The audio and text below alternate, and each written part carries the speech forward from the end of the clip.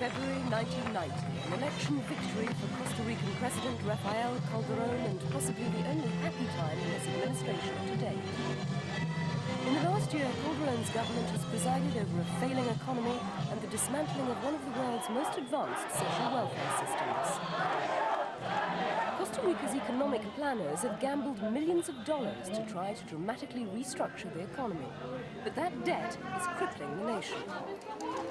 Shoppers in San Jose look, but few can afford to buy. The inflation rate is around 27%, double last year's figure. A much talked about and criticised sales tax, which is supposed to bring in more revenue, has pushed up prices. Imports are being heavily taxed, and public services, salaries and jobs have been slashed. Costa Rica is in the middle of an austerity program. Calderon is trying desperately to get the country into shape with the aim of pleasing the all-powerful International Monetary Fund. Costa Rica's hopes for the future depend on grand plans for structural changes.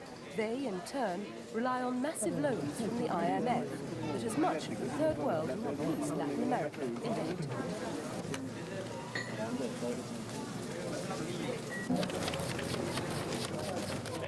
Servicing this debt has become a preoccupation.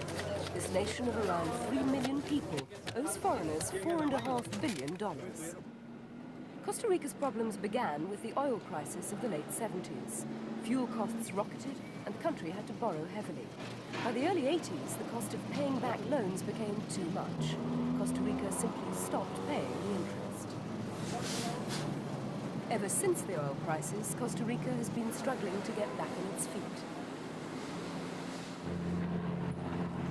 Washington has poured in aid, mainly from the heavily fortified USAID building. During the Reagan years, Costa Rica was an effective buffer against the Sandinistas in Nicaragua. Any aid that came in usually had political and economic ties. The loans became a key factor in the privatization of much of the Costa Rican welfare state.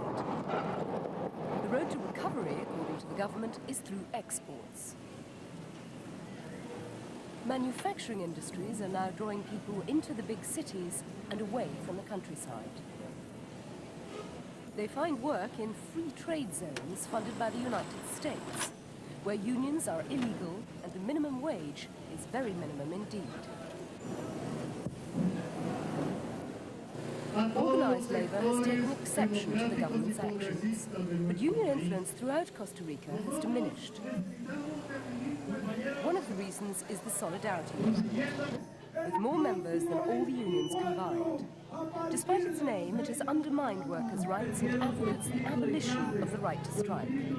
Critics view it as yet another strategy to counter the left in an increasingly right-turning Costa Rica.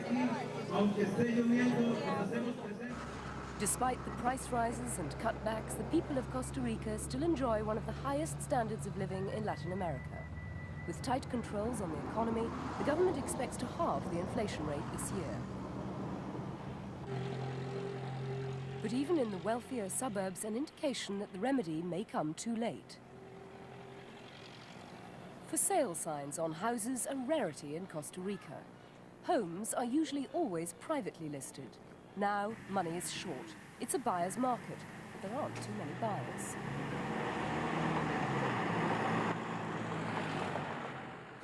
On the other side of town, the shacks of the poor, where things haven't been good for a decade and the next 10 years don't look much brighter.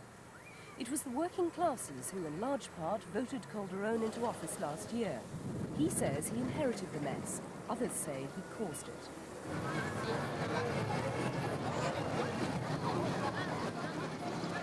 There is a joke on the streets here that you can't find one person in a million who admits to voting for the president. Yet he got 51% of the vote in last year's poll. Calderon has vowed to press on with his conservative rescue package, one that will tie him and his administration even closer to the foreign banks. Critics say the Calderon administration dances to a tune called by the International Monetary Fund. There is already strong opposition to the president's remedy.